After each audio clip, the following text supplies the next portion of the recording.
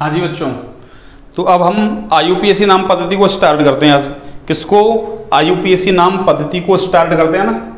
आज हम किसको स्टार्ट कर रहे हैं? IUPAC नाम पद्धति को ना। साधारण नाम पद्धति बिल्कुल खत्म हो गई है ना, उसमें कुछ नहीं बचा है ना।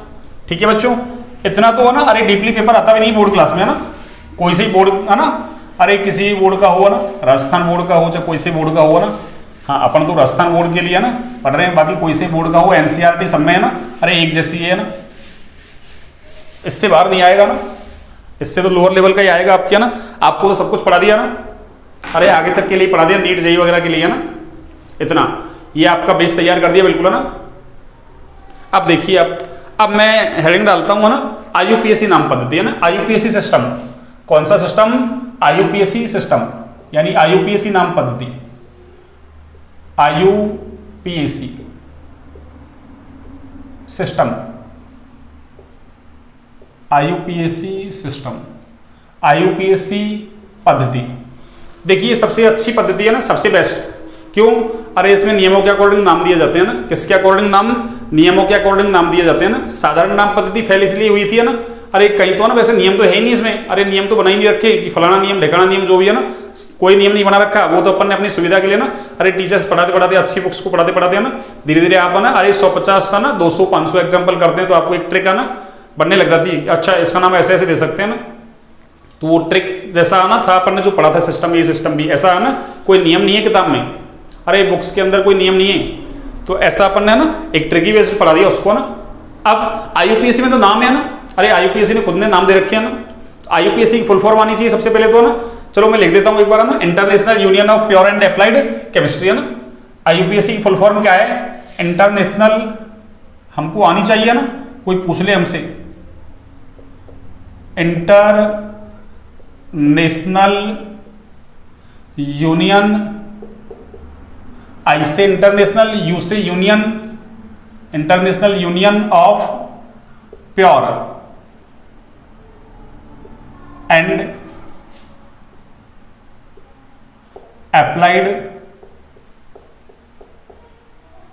केमिस्ट्री।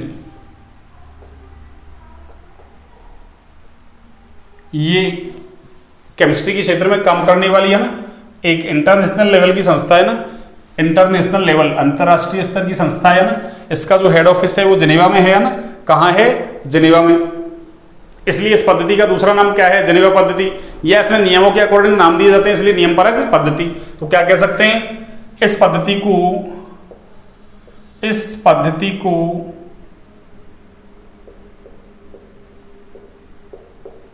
जिनेवा पद्धति, जिनेवा बोलो आप, जेनेवा बोलो, एक ही बात है। या फिर नियम परक पद्धति भी कहते हैं, नियम परक पद्धति भी कहते हैं, पद्धति भी कहते हैं। इस पद्धति का नाम क्या है? जिनेवा पद्धति या नियम परक पद्धति। क्यों कहते हैं इसका मैंने कारण बता दिया आपको ना। तो ये दोनों चीजें तो एक बेसिक बात हो गई है ना। देखिए आगे, अब मैं इसके अंदर एक फॉर्मूला लिखता हूं ना कि IUPAC के लिए जो है ना, अरे IUPAC नाम देने उसके लिए कोई फॉर्मूला है क्या ना। तो अपन ऐसा लिख देते हैं ना, फॉर्मेट है ना, फॉर्मेट कह दो, फॉर्मूला कह दो ना, यानी फॉर्मेट ये लीजिए for IUPAC name, IUPAC name यानी IUPAC नेम के लिए क्या फॉर्मेट है, क्या फॉर्मूला है ना। तो देखिए सबसे पहले मैं लिख देता हूं ना 2 डिग्री, इधर लिख देता हूं मैं प्रीफिक्स P है ना, plus 1 degree prefix plus RW,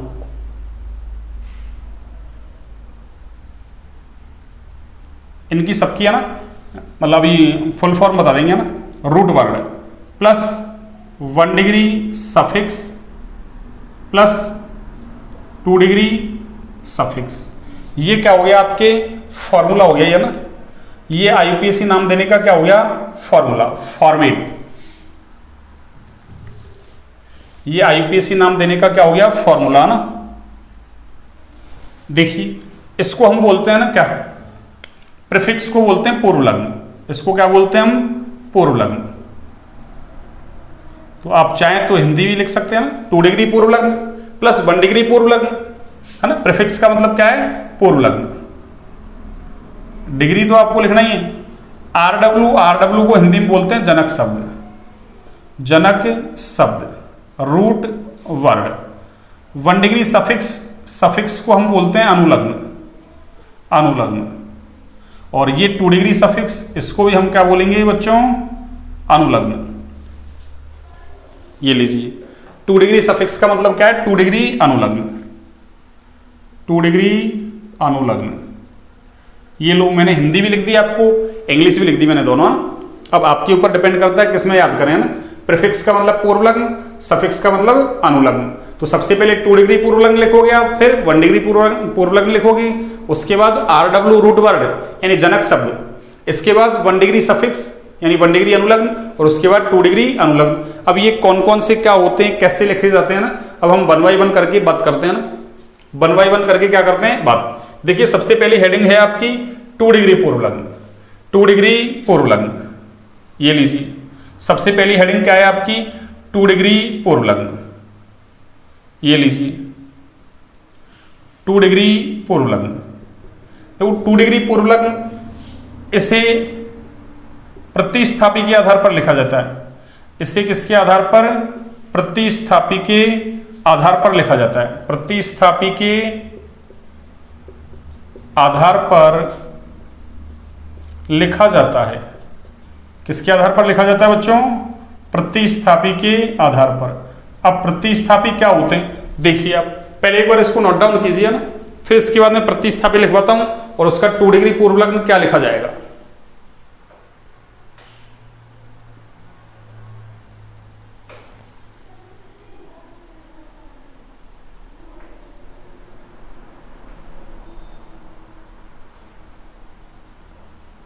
हाँ जी, देखिए आपने नोट डाउन कर लिया। इसके बाद देखिए आप, हाँ कई बच्चे सोचते हैं सर कई बार तो ना सर कहीं दिखाई नहीं देते हैं ना, बोलते रहते हैं। अरे मैं उसको कैमरे को थोड़ा देख लेता हूँ ना कि भाई पूरा आ रहा है या नहीं आ रहा है ना, कंप्लीट बोर्ड आ रहा है या नहीं आ रहा है ना, कोई मिस तो नहीं हो रहा है, इसलिए थोड़ा सा देख लेता हूँ मैं ना अच्छे से रिकॉर्ड हो रहा है या नहीं हो रहा ना। देखिए आप 2 डिग्री पूर्व लग्न किसके आधार पर लिखते हैं अपन, प्रतिस्थापी के आधार पर लिखते हैं। अब देखिए मैं एक तरफ तो प्रतिस्थापी लिखता हूं और एक तरफ मैं लिखता हूं 2 डिग्री पूर्व लग्न। देखिए एक तरफ प्रतिस्थापी और एक तरफ उसके लिए 2 डिग्री पूर्व लग्न, क्या लिखा जाएगा, 2 डिग्री पूर्व लग्न क्या लिखा जाएगा। देखिए सबसे पहला प्रतिस्थापी आपके x, सबसे पहला प्रतिस्थापी क्या है आपके x। और मैंने कहा था केमिस्ट्री में x कहीं भी लिखा हुआ है, x का मतलब हेलोजन, हेलोजन का मतलब FCl Br, फिर कल बाहर आई है ना, आंटी की घंटी बजा दी अपन ने ना, अरे आंटी की तो क्या बजा दी अपन ने, घंटी।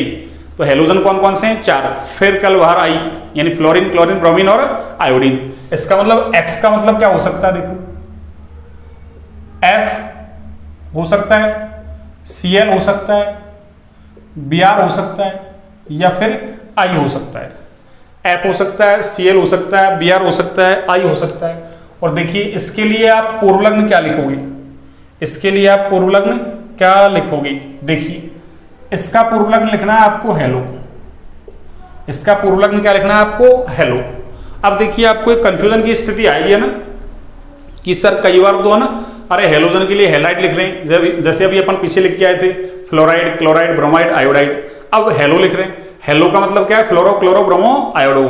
तो ध्यान रखें है ना, अरे साधारण नाम पद्धति लिखी जा रही है, तो साधारण नाम पद्धति में तो एक्स को मुख्य क्रियात्मक समूह माना जाता है ना, और मुख्य क्रियात्मक समूह माना जाता है तो उसके लिए हेलाइड लिखते हैं ना। और हेलाइड लिखेंगे तो हेलाइड का मतलब क्या हुआ, फ्लोराइड, क्लोराइड, ब्रोमाइड, आयोडाइड। और आईयूपीएससी क्या मानती है इसको, अरे आईयूपीएससी इसको प्रतिस्थापी मानती है भैया ना, अरे आईयूपीएससी क्या मानती है इसको, प्रतिस्थापी। और प्रतिस्थापी के लिए क्या लिखा जाता है, पूर्व लग्न। प्रतिस्थापी के लिए क्या लिखा जाता है, पूर्व लग्न। तो ये x का पूर्व लग्न हो गया हेलो। तो आपको याद रखना है कि आईयूपीएससी नाम लिख रहे हैं, x के लिए हेलो लिखा जाएगा। क्यों, आईयूपीएससी इसको अरे प्रतिस्थापी मानती है, प्रतिस्थापी का मतलब ऐसे ही मानती है, टुच्चा मच्चा ग्रुप, है ना। और साधारण नाम पद्धति क्या मानती है इसको? अरे मुख्य क्रियात्मक समूह ना, अरे चीफ गेस्ट, मुख्य क्रियात्मक समूह ना, और ये ऐसे टुच्चा मुच्चा गेस्ट है भैया ना, कोई आगे इधर से चलता फिरता ना, तो आईयूपीएससी इसको ज्यादा प्रायोरिटी नहीं देती, अरे ज्यादा वरीयता नहीं देती है ना। साधारण नाम पद्धति तो इसको पूरी वरीयता देती है ना, तो उसका हेलाइट लिखती है, और आईयूपीएससी क्या लिखेगी इसका? हेलो। अब समझ में आ गई होगी आपकी बात। आगे देखिए सेकंड नंबर, इसके बाद है NO2, एक है NO, अगला है OR, उससे अगला है आपके R, उससे अगला है आपके ये लीजिए CH2X, उससे अगला है आपके COCH3, उससे अगला क्या है आपके OCOCH3।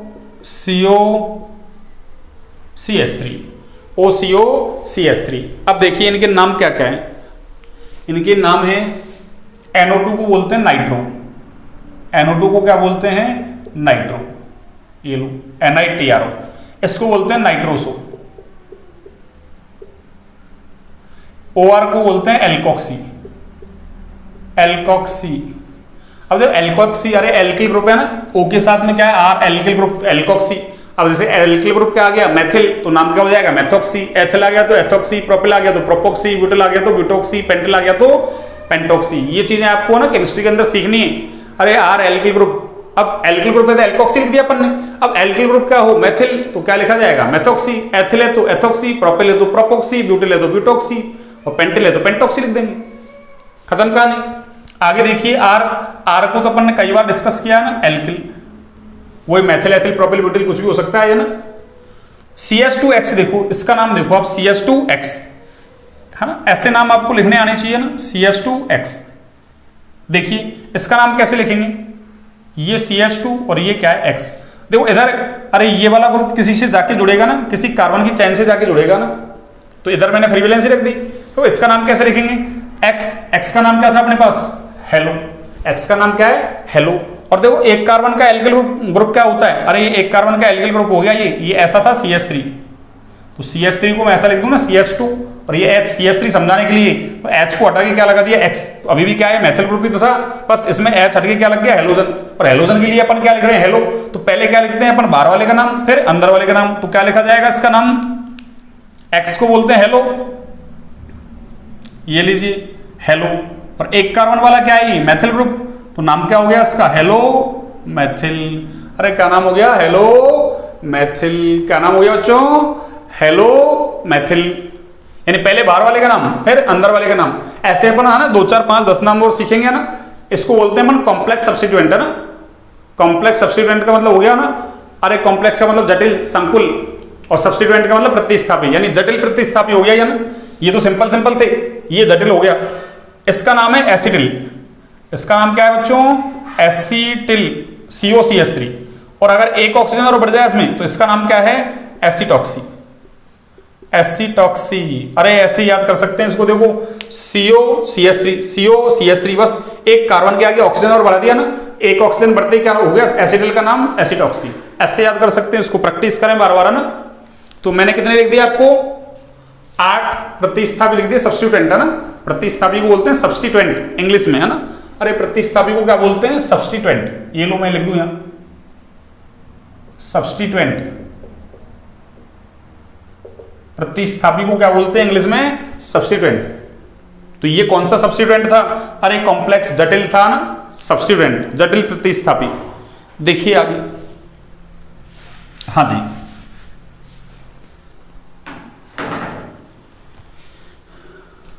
देखिए, यानी यहां से मैं ये लिख दूं, देखो यहां से लेकर यहां तक ये 4 दिख रहे हैं ना आपको, 4 ये होते तो क्रियात्मक समूह है ना।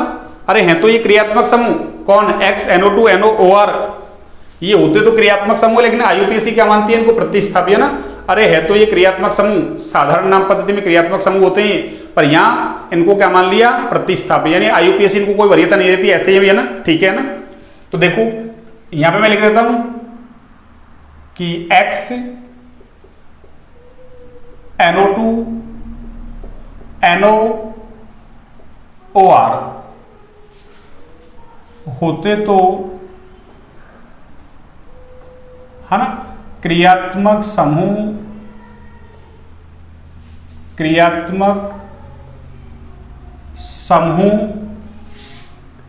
ही है, यानी ये होते तो क्रियात्मक समूह है, किंतु आईयूपीएसी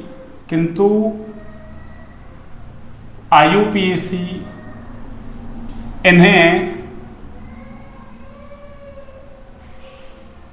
प्रतिस्थापी के रूप में मानती है,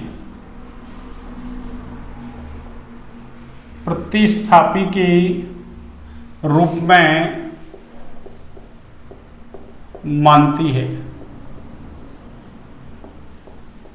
ये बात इंपॉर्टेंट है ना, ये लो मैं नॉट लिख दूं। वैसे एक और होता है यहाँ ना ओ, उसको एपॉक्सी बोलते हैं ना, पर वो अपने काम का नहीं है ना, इसलिए। अभी चूंकि अपन है ना 12वीं क्लास के हिसाब से है ना, बोर्ड क्लास को ध्यान में रखते हुए पढ़ रहे हैं ना, और फिर एक बैच स्टार्ट करेंगे, उसमें सब कुछ कह रखा है आपको, ईच एंड एवरीथिंग है ना, सब कुछ जितनी भी केमिस्ट्री है ना, जेई मेंस तक के लिए, नीट तक के लिए ना, सब कुछ लेंगे अपन ना, CUET वगैरह कोई सा भी है ना, केमिस्ट्री का कंपटीशन एग्जाम हो ना, सबके लिए लेंगे ना। एक बार इसको आप नोट डाउन कर लीजिए ना। चलो नोट डाउन क्या, एक और लिख देता हूं मैं इसमें ना, ये लो यहीं पे लिख देते हैं अपने पास है ना, अरे खाली जगह बची हुई है ना, ये लो, ये तो नोट हो गया आपका ना, नोट इससे रिलेटेड था ना, इन चारों से रिलेटेड। अब देखिए आप अगला मैं लिखता हूं ना, 2 डिग्री पूर्व लग्न हो गया, 1 डिग्री पूर्व लग्न। अगला क्या है आपकी, चलिए मैं 2 नंबर डाल देता हूं इसको ना, वो 1 नंबर पे हो गया था 2 डिग्री पूर्व लग्न, ये 2 नंबर पे क्या हो जाएगा आपके 1 डिग्री पूर्व लग्न। 1 डिग्री पूर्व लग्न, देखिए 1 डिग्री पूर्व लग्न किसके लिए काम में लिया जाएगा, है ना, तो इसका यूज यानी इसका जो उपयोग है केवल चक्रीय यौगिकों के लिए किया जाता है, केवल चक्रीय यौगिकों के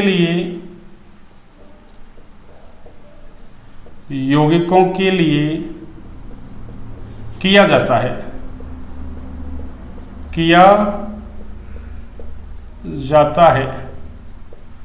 तथा इसके लिए साइक्लो शब्द लगाते हैं ना, कौन सा शब्द, CYCLO, साइक्लो शब्द लगाते हैं।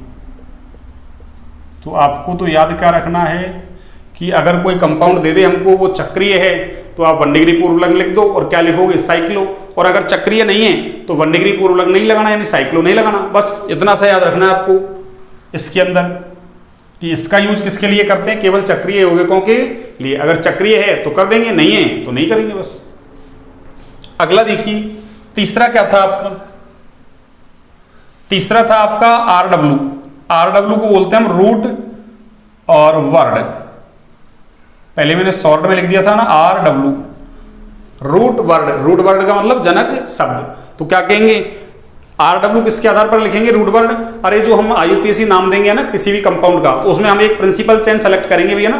प्रिंसिपल चेन का मतलब जनक श्रृंखला बोल दो, पेरेंट चेन है ना, या मुख्य है ना श्रृंखला जिसको कहते हैं, जिसके हिसाब से अपन को नाम देना है, तो उसके आधार पर है ना, उसमें कितने कार्बन है उसके आधार पर लिखते हैं। तो क्या लिखेंगे, रूट वर्ड। इसे जनक श्रृंखला में उपस्थित है ना, जनक श्रृंखला बोल दो या है ना प्रिंसिपल चेन बोल दो, मुख्य श्रृंखला, इसमें उपस्थित कुल कार्बन की संख्या के आधार पर लिखा जाता है। कुल कार्बन की संख्या के आधार पर लिखा जाता है। देखिए कि उस जनक श्रृंखला में कुल कार्बन कितने हैं, 1 कार्बन है, 2 है, 3 है, 4 है, 5 है, 6 है, कितने हैं ना, उसके आधार पर लिखते हैं। एक बार आप इसको नोट डाउन कर लीजिए ना, इसके बाद आगे की बात करते हैं ना, कितने कार्बन होंगे तो क्या लिखा जाएगा ना, कर लिया होगा आपने नोट डाउन। देखिए हाँ जी,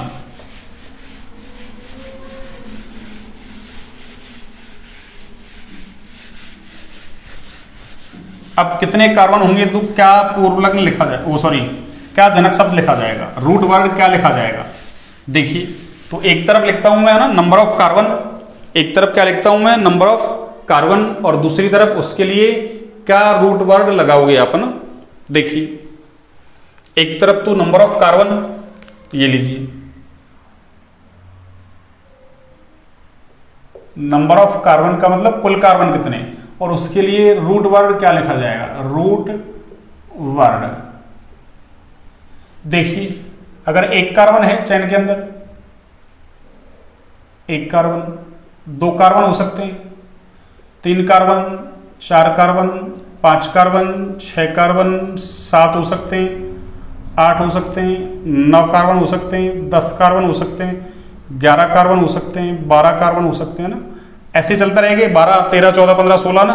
वैसे अपन को इतना काम भी नहीं है ना, 12 तक बहुत है ना, 13, 14, 15, 16 ना, और डैश डैश डैश करके मैं कर देता हूँ 20 कार्बन। ठीक है, तो 20 कार्बन के लिए क्या लिखोगे ना, तो सबसे पहले देखो आप एक कार्बन के लिए क्या लिखते हैं, जैसे वहां लिखा था ना अपन ने फॉर्म, वो तो साधारण नाम पद्धति थी फॉर्म। यहां पे क्या लिखेंगे एक कार्बन के लिए मैथ, क्या लिखेंगे मैथ। एक कार्बन के लिए रूट वर्ड जो लिखा जाएगा RW, शॉर्ट में कहें तो मैथ, क्या लिखा जाएगा मैथ। दो के लिए क्या लिखते हैं एथ, तीन के लिए प्रॉप, चार के लिए ब्यूट, पांच के लिए पेंट, छह के लिए हेक्स, सात के लिए हेप्ट,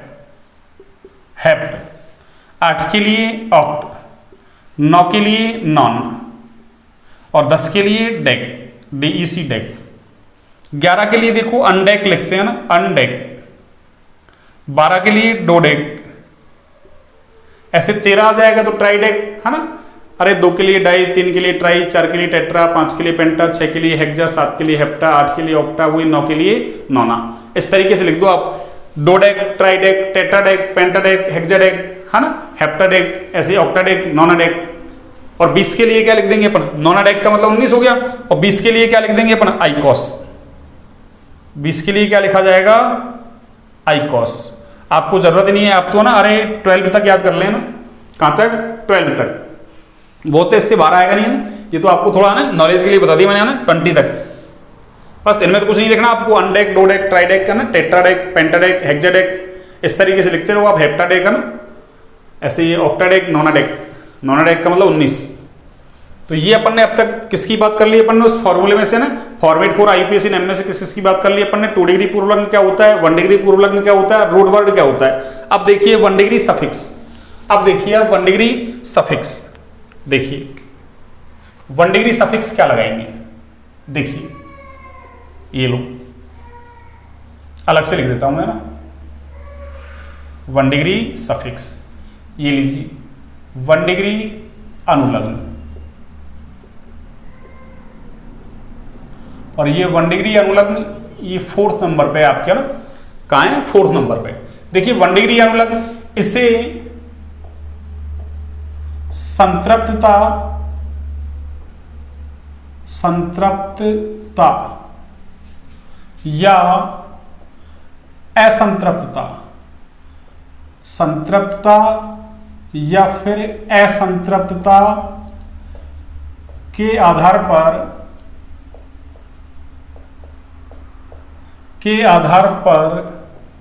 लिखा जाता है। इसको हम संतृप्तता या फिर असंतृप्तता के आधार पर लिखते हैं ना। तो संतृप्तता का मतलब क्या है, अरे जो भी प्रिंसिपल चेन सेलेक्ट करेंगे अपन ना, या पेरेंट चेन सेलेक्ट करेंगे, जनक श्रृंखला या मुख्य श्रृंखला ना, उसमें कार्बन कार्बन के बीच कैसे बॉन्ड है, सारे बॉन्ड सिंगल है या कोई डबल या ट्रिपल भी आ रहा है क्या ना। तो अगर सारे बॉन्ड सिंगल है कार्बन कार्बन के बीच तो 1 डिग्री अनुलग्न लिखते हैं अपन एन। तो संतृप्तता का मतलब सारे बॉन्ड सिंगल, असंतृप्तता का मतलब एक भी डबल या ट्रिपल आ जाए। क्या एक ही आए क्या, अरे एक जरूरी नहीं है, 2 3 4 कितने आए तो कैसा है वो असंतृप्त, पर कम से कम एक भी डबल या ट्रिपल आ गया तो भी कैसा है वो असंतृप्त। देखिए सबसे पहले मैं लिखता हूं कार्बन कार्बन के बीच अगर सारे बॉन्ड सिंगल है तो 1 डिग्री अनुलग्न क्या लिखा जाएगा। तो देखो 1 डिग्री अनुलग्न लिखा जाएगा ना, एक कार्बन कार्बन के बीच डबल बॉन्ड है तो 1 डिग्री अनुलग्न क्या लिखेंगे, कार्बन कार्बन के बीच ट्रिपल बॉन्ड है तो 1 डिग्री अनुलग्न क्या लिखेंगे। देखिए हाँ जी, देखिए बच्चों, अरे कार्बन कार्बन के बीच 1 डिग्री है ना, ये सिंगल बॉन्ड है। अरे कार्बन कार्बन के बीच सारे बॉन्ड सिंगल है, किसमें? पेरेंट चेन में है ना, जनक श्रृंखला में। तो 1 डिग्री अनुलग्न क्या लिखा जाएगा? इन। अगर डबल है तो इन, और ट्रिपल है तो आइन, YNE आइन। वो ENE इन, ये आइन। अब क्या कहेंगे अपन इनके अंदर? देखो एक खास बात क्या है इन दोनों के अंदर, इन दोनों के अंदर है ना, यानी डबल बॉन्ड यानी द्विआबंध जिसको बोलते हैं, वह triple bond, TRIPLE triple bond यानी त्रिआबंध की पोजीशन को दिखाते हैं ना, स्थिति को,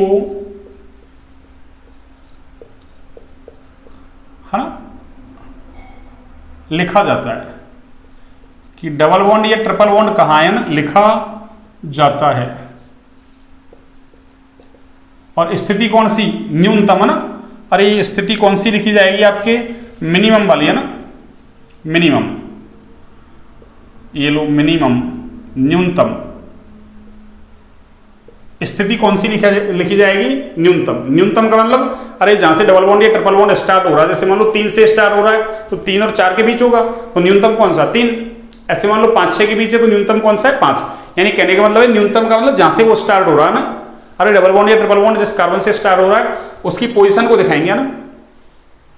अब ऐसे देखो चेन के अंदर क्या हो, है ना, एक से ज्यादा डबल बॉन्ड आ जाए, जैसे 2 कार्बन कार्बन डबल बॉन्ड आ जाए। अरे कोई भी प्रिंसिपल चेन सेलेक्ट की अपन ने, उसमें एक नहीं कितने 2-2 है ना, कार्बन कार्बन डबल बॉन्ड आ जाए या 3 आ जाए, ये लीजिए। ऐसे ही ट्रिपल बॉन्ड भी है ना, अरे मान लो एक नहीं 2-2 आ जाए ना, या 3-3 आ जाए, ये लो। तो फिर क्या लिखेंगे? अनुलग्न। देखिए फिर 1 डिग्री अनुलग्न क्या लिखा जाएगा? देखिए अगर 2 कार्बन कार्बन डबल बॉन्ड आ जाते हैं ना, तो 2 के लिए अपन ने क्या किया? अरे 2 ग्रुप एक जैसे आते हैं तो डाई लगाते हैं ना, और डबल बॉन्ड है तो इन। तो यहां पे क्या लिखा जाएगा? डाई इन नहीं है ना, ए डाई इन लिखेंगे ना। क्या लिखेंगे? ए। अगर प्रिंसिपल चेन के अंदर 2 कार्बन कार्बन डबल बॉन्ड आते हैं तो 1 डिग्री अनुलग्न क्या लिखा जाएगा? ए डाई इन। यहां कितने? 3 एक जैसे, इसलिए क्या लिखेंगे? ए ट्राई इन। क्या लिखेंगे? ए ट्राई इन। ऐसे यहां ट्रिपल बॉन्ड है, 2 हैं तो 2 के लिए तो क्या लिखते हैं? वही ए डाई, और ट्रिपल बॉन्ड है तो क्या लिखेंगे? आइन। ऐसे अगर 3 आ गए तो क्या हो जाएगा इसका नाम? ए ट्राई आइन। बस ये आपको याद रखना ना कि अगर 2 कार्बन कार्बन डबल बॉन्ड आते हैं तो ए डाई इन, 3 आते हैं तो ए ट्राई इन। अगर ऐसे 2 कार्बन कार्बन ट्रिपल बॉन्ड आते हैं तो ए डाई आइन, और 3 आते हैं तो ए ट्राई आइन। तो ये हमने सारी बातें कर ली 1 डिग्री अनुलग्न की। इससे बाहर कुछ नहीं आएगा ना, बस डबल बॉन्ड या ट्रिपल बॉन्ड में पोजीशन दिखानी है आपको ना, वो डबल ट्रिपल में तो यहां भी दिखानी है आपको, ठीक है ना। सिंगल बॉन्ड में कोई पोजीशन नहीं दिखाते अपन, है ना, सिंगल बॉन्ड में कोई पोजीशन नहीं दिखाते हैं ना। ये लीजिए आपने नोट डाउन कर लिया होगा। इसके बाद हमारा जो मेन काम है बच्चों ना, अब 2 डिग्री अनुलग्न है ना। क्या है? 2 डिग्री अनुलग्न। और ये 2 डिग्री अनुलग्न हम मुख्य क्रियात्मक समूह के आधार पर लिखते हैं ना। किसके आधार पर? मुख्य क्रियात्मक समूह के आधार पर। और इसके लिए अपन एक टेबल बनाएंगे ना, थोड़ा टेबल बड़ी है ना, हो जाएगी आसानी से लर्न ना। ऐसी कोई बात नहीं है, 2-4 बार याद करोगे उसको ना, लिख के याद करोगे, लर्न हो जाएगी ना, ऐसी कोई बात नहीं है ना, ठीक है ना। उसको कल करते हैं अपन, है ना, लेक्चर थोड़ा बड़ा हो जाएगा नहीं है ना, तो आपको ना थोड़ा थोड़ा पढ़ना है ना। साधारण नाम पद्धति कंप्लीट कर दी मैंने, है ना, कम से कम 8 लेक्चर तो मैंने डाल दिए, और एक 9वां लेक्चर हो गया ना, 9 लेक्चर तक, जिसमें से एक तो अपन ने खैर संकरण वगैरह ना सीख लिए थे उसमें ना, वो कार्बन के प्रकार वगैरह, तो 8 लेक्चर हो गया ना। और ज़्यादा बड़े नहीं, कोई 30-35 मिनट का, कोई एक 10-12 मिनट का है, कोई 50 मिनट का, कोई 56 का है ना, इस तरीके से है ना। तो आप एक बार उसको पढ़ें। और आज मैंने IUPAC नाम है ना स्टार्ट कर दिया, IUPAC सिस्टम है ना। अब कल 2 डिग्री अनुलग्न लिखेंगे, उसकी पूरी टेबल बनाएंगे। उसके बाद IUPAC के कुछ नियम हैं, वो नियम लिखेंगे, और उसके बाद वही फिर अपना क्या है, नाम देना। तो जल्दी हो जाएगा ना, IUPAC में ज़्यादा टाइम नहीं लगेगा ना, ठीक है। वही 5-6 लेक्चर में हो जाएगा ना, एक तो हो ही गया, 5 लेक्चर और मान लो खींच के ना, 5 लेक्चर में कंप्लीट हो जाएगा आपके ना। फिर उसके बाद अपन थोड़ा बहुत और बेसिक देखेंगे, इनऑर्गेनिक का है ना, आवर्त सारणी वगैरह देखेंगे थोड़ा सा ना। उसके बाद एक मूल कंसेप्ट वगैरह देखेंगे अपन थोड़ा सा ना। फिर उसके बाद अपन है ना डायरेक्ट सिलेबस को स्टार्ट कर देंगे ना, और आपका सिलेबस है ना जल्द से जल्द है ना कंप्लीट करवा देंगे ना। ठीक है बच्चों, ओके, गुड नाइट, शुभ रात्रि सभी को।